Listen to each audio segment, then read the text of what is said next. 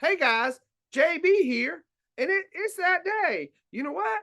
The Roman Empire has failed, and I knew it was going to happen. They had economic troubles, they had poor leadership, they had a military breakdown, and they had foreign invaders. They spent too much money on the military. The gap between the rich and poor widened. Wealthy people moved to the countryside rather than pay taxes. There was a labor shortage. The Romans were too dependent on slave labor.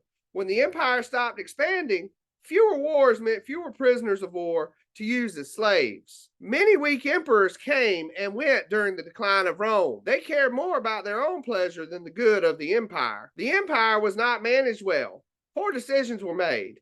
People lost respect for their leaders. Loyalty to emperors declined. Soldiers instead became loyal to different generals. Armies fought in civil wars rather than on behalf of the empire against invaders. The Huns invaded northern regions and pushed Germanic tribes into Roman areas. They weakened Roman forces couldn't defend such a huge empire. The Huns? Who were the Huns? The Huns were fierce nomadic warriors who came from Central Asia and swept through Eastern and Western Europe on horseback. They launched surprise attacks that devastated cities and drove whole tribes of people southward. The Huns' famous leader, Attila the Hun? I've heard that name before. He amassed an empire in only 10 years and was feared for his brutal war tactics. Attila claimed that he invaded Gaul to gain a wife, though he had many wives. I don't think I could deal with just one wife. Not many. Her name was Honoria, and she had sent him a message asking him to save her from an unwanted marriage to a Roman senator. A Germanic leader named Odoacer captured Rome in 476 AD, overthrew the last Roman emperor, Romulus, and ended the empire. See, I told you guys, I knew something bad was about to happen to Rome. You know what? Let's cut on the TV and see what's on and see what they're going to say. Good day, adventurers. Welcome to another episode of History Today. I'm your host, Dr. Archaeologist. Today, we're going to discuss how Roman society fell. Around 200 BCE, the Roman civilization began to get shaky. Problems from the days of the Republic still hung around and got worse. For instance, the gap between rich and poor got wider and wider. Some people had grand villas with fountains, gardens, and marble statues, and ate exotic foods and drank wine at lavish banquets, while others had hardly enough to eat. Hey guys, Joe Foxworthy here with some more You Might Be the Worst Roman Emperor If jokes. You might be the worst Roman emperor if you love your horse so much you want him to be part of the Roman Senate. In addition, the whole culture became hooked on entertainment, and some of it was pretty shocking. You might be the worst Roman emperor if you like to dress up like the gods in costumes and made people call you Jupiter. People of all types would flock to a gigantic stadium called the Colosseum to watch people called gladiators engage in bloody battles or get ripped apart by wild animals. Hey guys, come on down to the Colosseum. I'm Joe here, and if I got a deal for you. That's right, folks. We got free. I said it, free. That's right, folks. I said it, free. Free breads and circuses. Worried about all those rich people with all that money? Don't worry about it.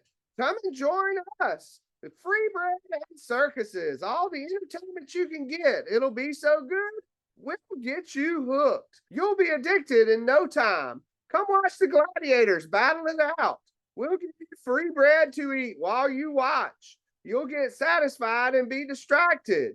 You won't long for deeper change. Come enjoy the show down at the Colosseum. Remember, for every free circus, we give away free bread. The ruling class in Rome got more and more selfish. Politicians started to serve themselves instead of the community. They often lied or stole money. They made harsh laws to keep people in line so that they could hold on to their power. They made people pay high taxes to fund the huge government and military. Plus, reliance on slave labor slowed down technology. If someone was doing all the work for free, why invent more efficient ways for it to be done? Farmers started to abandon their fields because the earth was overfarmed and they couldn't make a living. You might be the worst Roman emperor if you hated your real name Gaius and your nickname Caligula. The emperor Commodus was 18 when he began ruling in 180 CE. And his poor choices back then led to the beginning of the end for the Roman Empire. He disregarded the Senate and bribed the army to stand by him. His successor also followed this pattern of bribery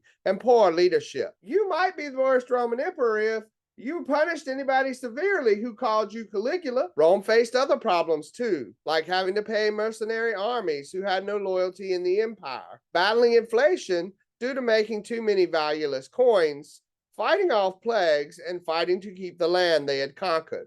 You might be the worst Roman Empire if you love gold so much you like to wallow in baths of gold coins. Eventually, German invaders took over the empire in the west.